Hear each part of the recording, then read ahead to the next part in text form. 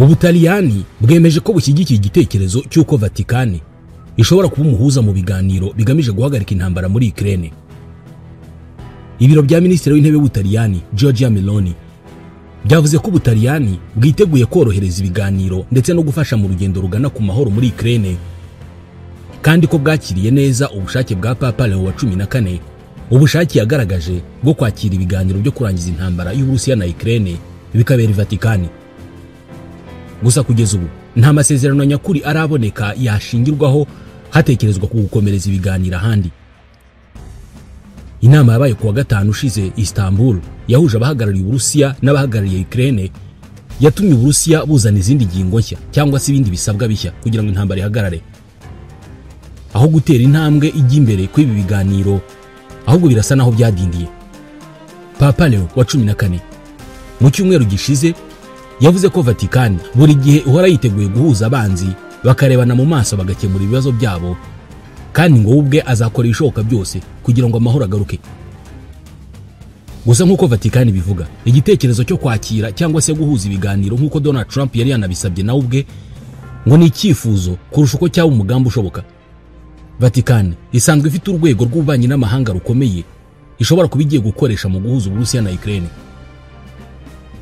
Papa Leo wa 14 yaba agiye gushobora ibirimo kugora Donald Trump? Ese Leta Zunze Ubumwe za Amerika iby'ubuhuza zizabivamo? Ese mu minsi mike igiye kuza tuzabona Papa Leo wa 14 ari hagati ya Putin na Zelensky bari i Roma basinya amasezerano? Ibindi bihugu Vatikani yahuje ni ibihe? Uyu munsi bibayeho bite? Reka tubivugeho. Vatikani, icyicaro cya Kiliziya Gatolika y'i Roma, ni igihugu cyihariye ku isi yose gihuriza hamwe ububasha bwo mu buryo bwa roho ndetse n'ububasha bw'ubutegetsi busanzwe. Iki gihugu gito kiyobowe na Papa gifite uruhare rukomeye cyane mu by'ububanyi n'amahanga ku rwego mpuzamahanga. Gifite imiterere yihariye y'ubutegetsi aho abihaye Imana ari bo bategetsi. Vatikani ikurikirana intego zirenga izo kwamamaza ukwemera kwa Gikristo, ikinjira no muri politike. Ububanyi n'amahanga bwa Vatikani buyoborwa hanini n'abantu babiri b'ingenzi bari muri sekretariya ya leta bakorera munsi y'ubuyobozi bwa Papa. Abo ni Cardinal Pietro Parolin. Uyu ni umukardinali wanahabwaga amahirwe yo kuba Papa. Niwe munyamabanga wa leta ya Vatikani, akaba ari nawe muyobozi mukuru ushinzwe politike mpuzamahanga n'imiyoborere ya Vatikani. Kenshi afatwa nka Minisitiri w'Intebe wa Vatikani cyangwa se umuyobozi w'inzego za leta. Undi mu diplomate ukomeye cyane muri iki gihugu ni Musenyeri Paul Richard Gallagher. Uyu ni umunyamabanga ushinzwe imibanire n'ibihugu n'imiryango mpuzamahanga muri Vatikani. Ni ushinzwe gukurikirana ibikorwa by'ububanyi n'amahanga nyirizina, akaba akora nk'uwaba Minisitiri w'ububanyi n'amahanga w'igihugu. Aba bihaye Imana babiri bagomba kuba ari bo barimo gukurikirana uburyo Vatikani yaba umuhuza mu bibazo bya Ukraine n'Uburusiya. Ukraine isa niyemera igitekerezo cyo kuba Vatikani yakwakira ibyo biganiro, ariko ikabyemera igihe ibiganiro byahita bikomeza mu buryo butaziguye. Kuwa kabiri, Volodymyr Zelensky yanditse ku rubuga rwa X ko yavuganye na Minisitiri w'Intebe w'Ubutaliyani Giorgia Meloni banaganira ku hantu hashoboka ho gukorera ibiganiro n'Abarusiya. Zelensky yavuze ko Madame Meloni nk'uko bisanzwe ngo agira ibitekerezo byiza, nubwo yanagaragaje Turukiya n'Ubusuwisi nk'ahandi hantu hashobora kwakira ibyo biganiro.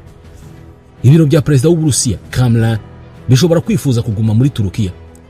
Ibyo bivugwa mu gitekerezo cyiswe Istanbul Plus, kikaba ari uburyo bwo kugaragaza ibiganiro nk'ibiheruka gukorwa hashingiwe ku masezerano yigeze kuganirwaho muri Turukiya nyuma y'uko Uburusiya butangije intambara mu buryo bweruye. Aya masezerano y'icyo gihe yasabaga Ukraine kugabanya cyane ingabo zayo, ibyasobanura muri iki gihe kwemera gutsindwa iyi ntambara.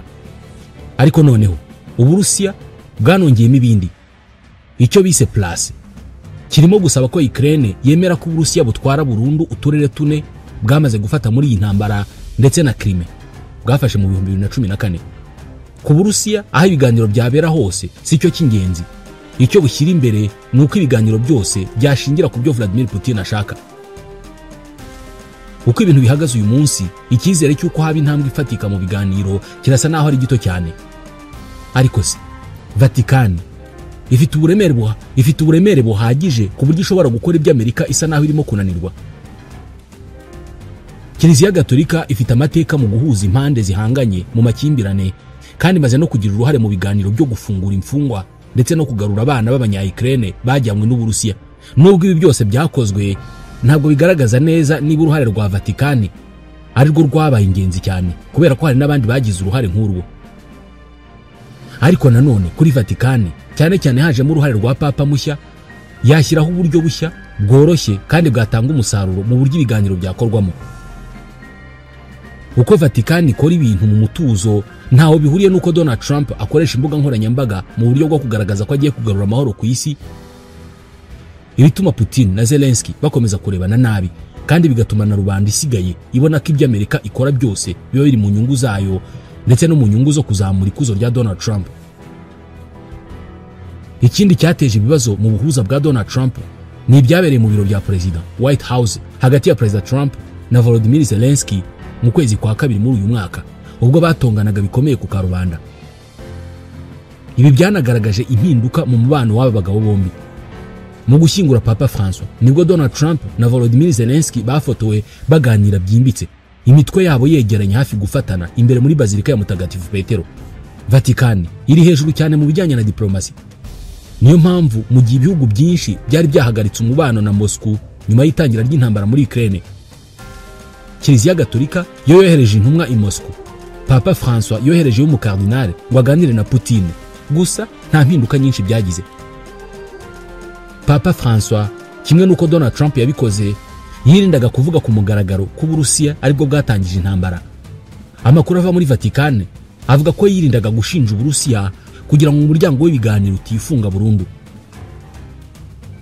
Gusa yazamuye umujinya w'abanya-Ukraine ubwo yavugaga ko Uburusiya bushobora kuba bwaratewe n'ibikorwa bya OTAN.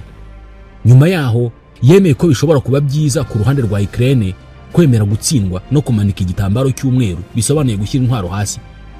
Ku ruhande rwa Ukraine, Papa Leo ashobora kuba ahabwa agaciro kurusha Papa François nk'umuhuza ushoboka w'amahoro.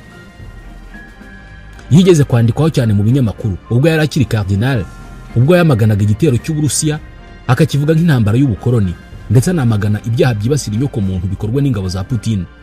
Gusa ibi ntabwo ari ibintu byatuma Kremlin ihagarika ibiganiro niyo Vatikani yaba ariyo yakira ibyo biganiro. Putin ashobora gusobanurira Papa impamvu abona ibyo akora ari byo by'ukuri. Kuri we, Ukraine nititaye ku biganiro by'amahoro nk'uko Tatiana Stanovaya wo muri Carnegie Russia Eurasia Center abivuga. Ati ntabwo nemera na gato ko Papa yagira icyo ahindura ku mitekerereze ya Putin. Kugeza ubu Uburusiya ntabwo burashyirirwaho igitutu gikomeye ngo bwemere gusubira inyuma. Amagambo ya Trump ayo yavugaga ku bihano bikarishye kuri Putin kubera kutumva asa n'ayahindutse amagambo gusa ajyanye n'ubucuruzi n'Uburusiya. Bifuza ko Zelensky akurwa ku butegetsi kandi ko Amerika n'umuryango w'ubumwe bw'Uburayi bahagarika inkunga ya gisirikare, niko Stanovaya abisobanura. Avuga ko Uburusiya bushaka gukina umukino w'igihe kirekire udasaba ko bugira icyo bugabanya. Niba Papa ashobora gufasha gushyira igitutu kuri Ukraine, Putin ntacyo byaba bimubwiye. Papa Leo wa 14 wavugiye ku cyumweru ku rubuga rwa Mutagatifu Petero ko Ukraine irimo kubabazwa, yagaragaje ko ategereje ibiganiro bigamije amahoro arambye kandi akwiye. Yahuye bwa mbere n'umukuru w'igihugu cya Ukraine Volodymyr Zelensky kuri icyo cyumweru. Bwana Zelensky yari kumwe n'umugore we Olena Zelenska. Bagiranye ikiganiro cyihariye. Mu mashusho yasohowe na Vatikani nyuma y'uko guhura, Papa Leo yabwiye abo bashyitsi ati mwakoze kunyihanganira, nari nagiye kubanza kuramutsa abashyitsi bitabiriye igitambo cy'Ukaristiya cyo gutangiza inshingano zanjye nka Papa. Bahanye impano muri urwo ruzinduko. Nyuma y'iyo misa yo gutangira ku mugaragaro ubupapa bwa Leo yitabiriwe n'abakuru b'ibihugu bitandukanye barimo na Bwana Zelensky, Papa Leo wa 14 yavugiye mu ruhame aya magambo: Ukraine iracyategereje ibiganiro bizana amahoro arambye kandi akwiye. Perezida wa Ukraine yashimye aya magambo yihariye yavuzwe n'umushumba wa Kiliziya Gatolika nk'uko yabitangaje mu butumwa yanyujije kuri Telegram. Ati buri gihugu kigomba kugira amahoro n'umutekano. Yongeraho ko yizera ko amasezerano yo gusaba amahoro arambye n'ubuzima bubereye buri wese ngo azumvwa. Uwabanjije Leo wa 14 ariwe Papa François yari yarakomeje gusabira Ukraine amahoro, ariko ibyo byagiye bikorwa nta musaruro ugaragara byatanze. mbere y'uko misi itangira kuri iki cyumweru, bwana Zelensky yaramukije Vice Perezida wa Leta Zunze Ubumwe za Amerika J.D. Vance nawe wari i Roma. Baherukaga guhurira mu ntonganya zikomeye zabereye muri White House hamwe na Donald Trump mu mpera z'ukwezi kwa kabiri. Mu ijoro ryo kuwa gatandatu rishyira ku cyumweru, Uburusiya bwagabye igitero kinini cyane cy'indege zitagendamo abapilote kibasira uturere twinshi twa Ukraine harimo n'umurwa mukuru Kiev. Ibi byabaye hashize iminsi 2 gusa habaye ibiganiro bya mbere byo gushaka amahoro kuva mu 2022 byabereye Istanbul, ariko bikarangira nta masezerano yo guhagarika imirwano agezweho. Umwaka ushize Donald Trump yasezeranije ko azahagarika intambara yo muri Ukraine mu masaha 24 akigera ku butegetsi. Icyumweru gishize ubwo yatangaje ko iyi ntambara itazarangira keretse ubwe na perezida w'Uburusiya Vladimir Putin bicaranye bakayiganiraho bakayirangiza imbona nkubone. Ku wa mbere ibintu byongeye guhinduka, uruhare n'imvugo bya Trump bihinduka ukundi. Nyuma y'ikiganiro cy'amasaha 2 kuri telefone yagiranye na Vladimir Putin, Donald Trump yavuze ko amasezerano y'amahoro ashoboka gusa binyuze mu biganiro hagati ya Ukraine n'Uburusiya, bishoboka ko byanahagararirwa na Papa Leo wa 14.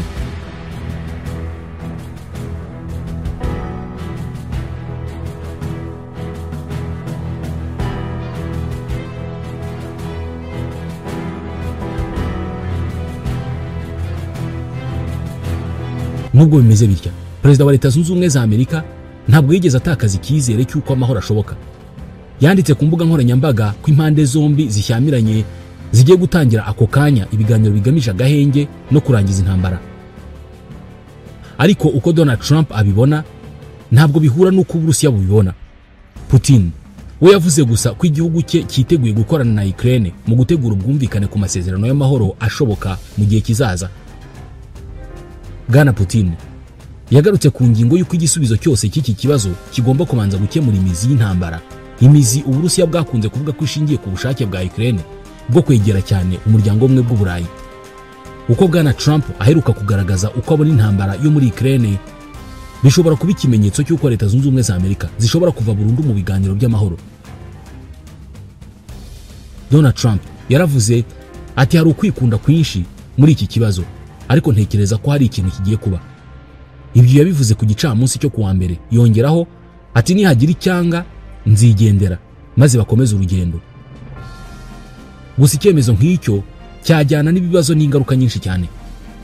Nibaramuka babivuyemo koko, nkuko na Vice President J.D. Vance na Minisitiri w'Ububanyi n'Amahanga Marco Rubio bigeze kubivuga, byaba bivuze ko Leta Zunze Ubumwe za Amerika zaba zinahagaritse burundu inkunga ya gisirikari n'iby'ubutasi bafatanyagamo na Ukraine.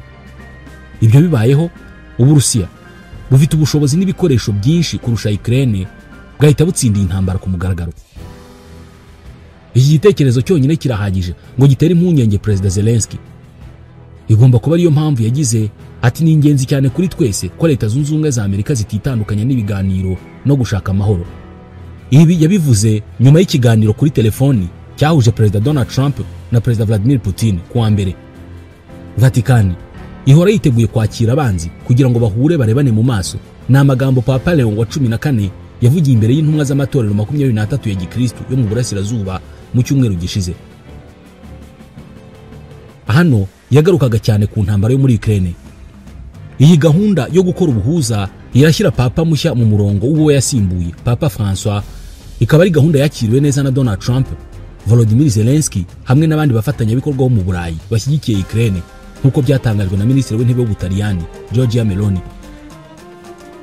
Nubwo aya magambo ashyira Papa mushya mu murongo wo yasimbuye, uruhare rwa Vatican mu bikorwa by'ubuhuza no gukemura amakimbirane rumaze igihe kirenga ikinyejana. Mu ntambara ya mbere y'isi, Papa Benoit wa 15 yari yaratangiye gusaba kenshi ko habaho amahoro, nubwo ibyo bitigeze bigira icyo bigeraho icyo gihe. Nyuma yaho, Vatican yagize uruhare rukomeye mu bwiyunge hagati ya Argentine na Chile, ndetse no mu kunga Cuba na Leta Zunze Ubumwe za Amerika.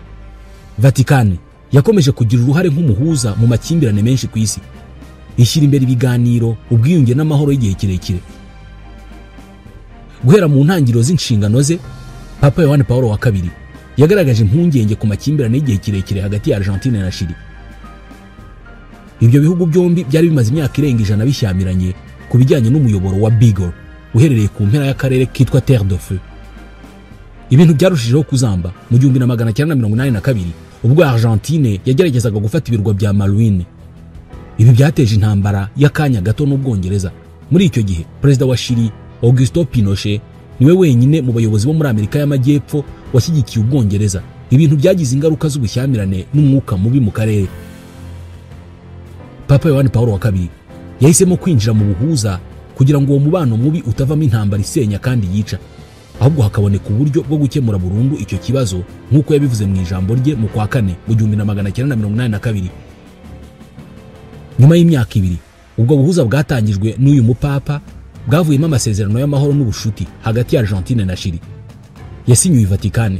Aya masezerano yashyize iherezo ku mpaka, anagena uburenganzira bw'impande zombi ku bijyanye no kubyaza umusaruro wa muyoboro. Mu bihe bya vuba mu 2015 Bolivia iyobowe na Evo Morales yasabye ko Papa François yagira uruhare mu gukemura amakimbirane y'imbibi hagati ya Bolivia na Chili, ariko icyo gitekerezo cyanze kwemerwa na guverinoma ya Chili yanze ubuhuza bwa Vatican.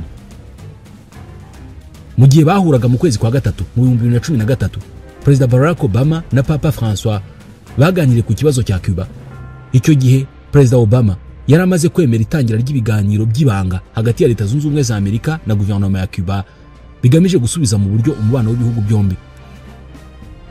Nyuma y'iyo nama Papa François yanditse ibaruwa ebyiri, imwe ayoherereza Barack Obama, indi ayoherereza Perezida wa Cuba Raul Castro. Nk'uko Vatican yabisobanuye, izi baruwa zari ubutumire bwo gushaka umuti w'ibibazo bihuriweho, harimo n'ibijyanye n'imfungwa zimwe na zimwe, hagamijwe gutangiza icyiciro gishya cyangwa se icyerekezo gishya mu mubano w'impande zombi. Hashize amezi make, ku itariki ya 17 kwa 12 mu 2014, Barack Obama na Raul Castro batangaje ko Amerika na Cuba bagiye kongera kuba inshuti. Leta Zunze Ubumwe za Amerika zemeye guhita zikuraho igice cy'ibihano by'ubukungu zari zarafatiye Cuba, ndetse Amerika ikura Cuba ku rutonde rw'ibihugu bishinjwa gushyigikira iterabwoba. Muri urwo rwego bamwe mu banyamerika bari bafungiye La Havane barafunguwe. Gusa nubwo ibi biganiro byabereye muri Canada, Leta Zunze Ubumwe za Amerika zasobanuye ko uruhare rwa Vatican ari rwo rwabaye urufunguzo muri iyo ntambwe y'ubwiyunge. Barack Obama ati ndashimira nyiri ubutungane Papa François kubera urugero aduha mu rwego rw'imyitwarire n'indangagaciro, adushishikariza guhindura isi nziza aho kwishimira uko imeze uyu munsi. Icyakora ubwo Donald Trump yageraga ku butegetsi mu 2017, ibi byose byarahagaze. Uyu mukuru w'igihugu wo mu ishyaka ry'abarepublika yahise asubiza inyuma umubano wari ugiye kuzahuka hagati ya Cuba na Amerika. Yacyuye abenshi mu badiplomate b'abanyamerika bari La Havane, ndetse mu 2021 yongera gushyira Cuba ku rutonde rw'ibihugu bifatwa nk'ibishyigikira iterabwoba.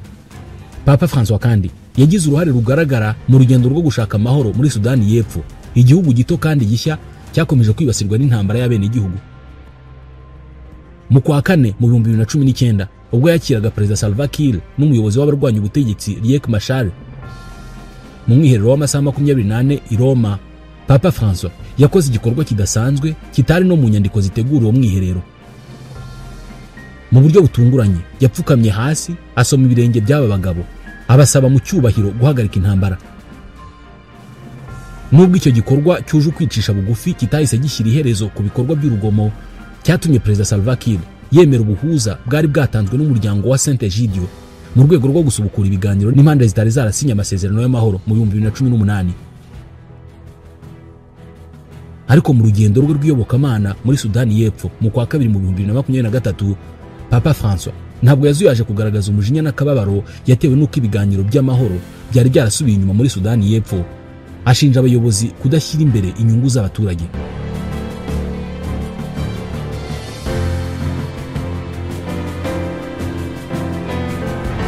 Ubu rero birashoboka ko Papa Leon yaba agiye kuba umuhuza hagati ya Ukraine n'Uburusiya. Mu minsi mike tukazabona amasezerano y'amahoro yasinywe i Vatican, akazitwa amasezerano ya Vatican yahagaritse intambara hagati ya Ukraine n'Uburusiya.